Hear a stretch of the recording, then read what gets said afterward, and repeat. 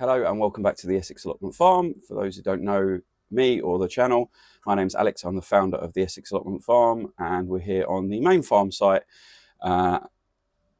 getting on and cracking on with some jobs. We're doing bed prep today, mainly a little bit of planting, which I'll take you through. I'm vlogging a week of what my week looks like, a few jobs each day. Show you what this early season looks like in my world on the farm and across our other sites. Started yesterday, so if you haven't watched that one yet, catch up and come back to this one and you'll have a better understanding of what is going on.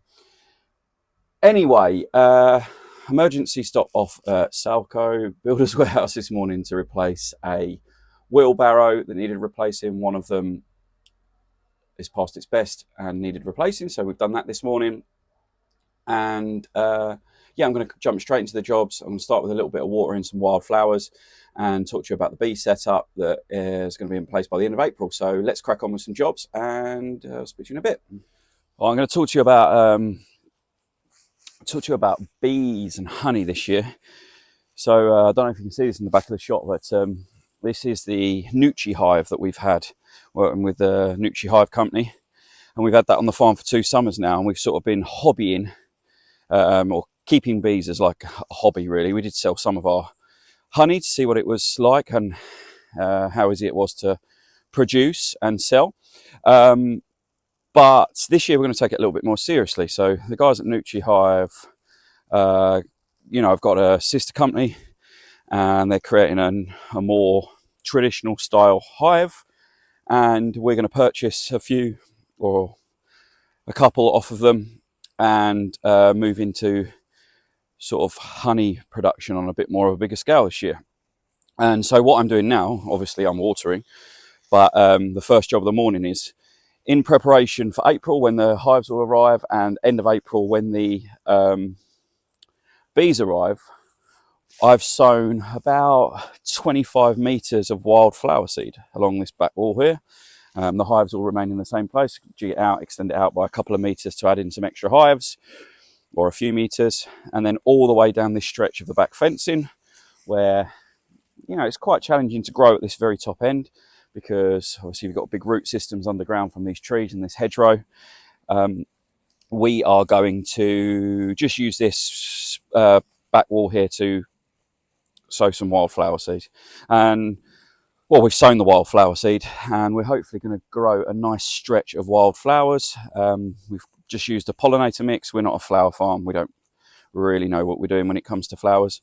So we've sown a wildflower mix here, scatter sown, raked it in, and now I'm just, again, making sure it's nice and moist with the upturn in warm weather, just so we get some germination. I don't think we'll cut these flowers. I think we'll leave them purely for bee production, or not bee production, but to help the bees and for them to have somewhere really close to home to get some emergency pollen if they need it.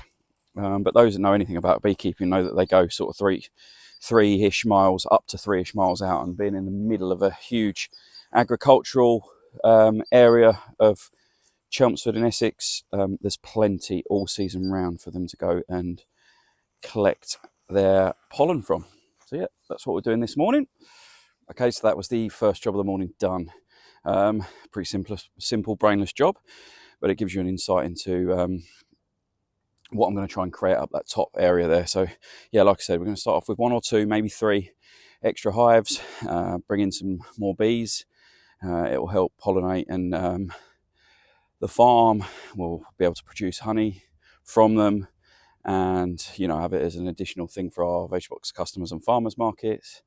And yeah, just trying to create a nice area up the top there for them, give them the best possible conditions to sort of aid their work. Yeah, then the next job, we're going to do some bed prep here. So you can see we're coming up further and further up the blocks with the 75 centimetre beds, bed path, 25 centimetre beds. Got one of the team up in the far corner. They're string lining out the next block, and we're going to put the soil amendments down, organic soil amendments, stuff like chicken manure pellets, blood, fish and bone, into these beds. We'll re-wood chip any paths and just freshen up that next block. So that's the next job this morning. So this job's quite laborious, takes a lot of effort. We don't use machinery in the farm. We've got a wood chip pile that we've had from, we get it topped off quite regularly from one of the local tree surgeons, and we've got to sort of take it the full length of the farm. It's been dropped off right at one end, so that's where they can get in and out access easy. So that's why we bought the new wheelbarrow, because the old one was on its last legs.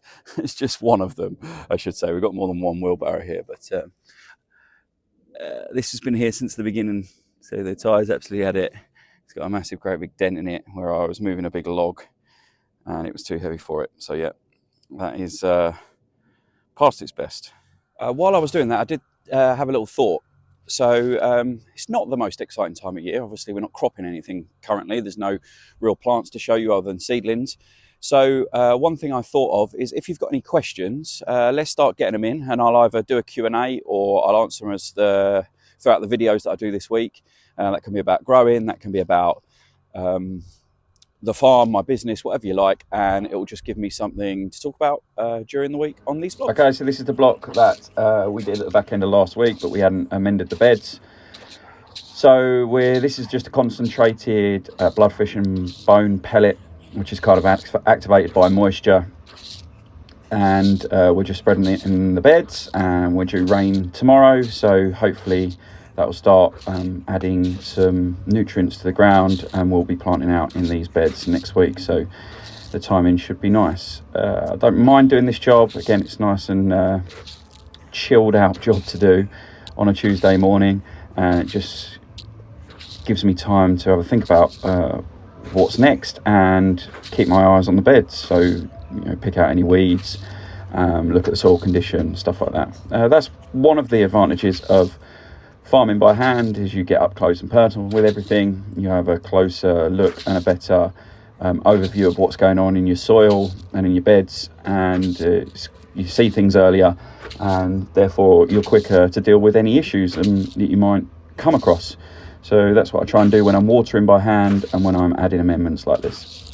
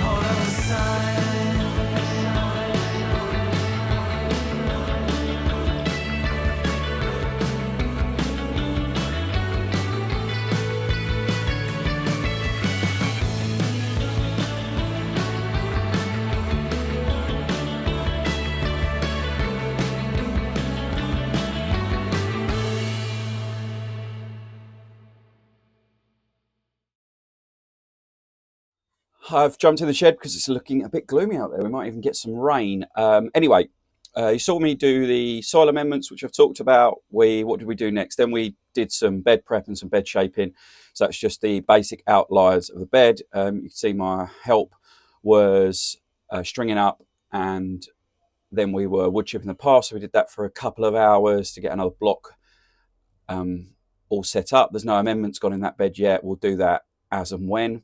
We'll probably put a general bloodfish and bone down to give it a bit of a nutrient boost, and then depending on what's going in each of those beds, we'll give it some more specific stuff as well, whether that's chicken manure pellets or lime or anything like that. We'll do that on a bed by bed basis. And then I bought over a spare tray of spinach from one of my other venues. I can't remember, I think it was one of the wedding venues. It's a spinach variety called long sturdy spinach, maybe sturdy spinach. It's not a variety I'm necessarily that familiar with, actually. I don't know where that's come from.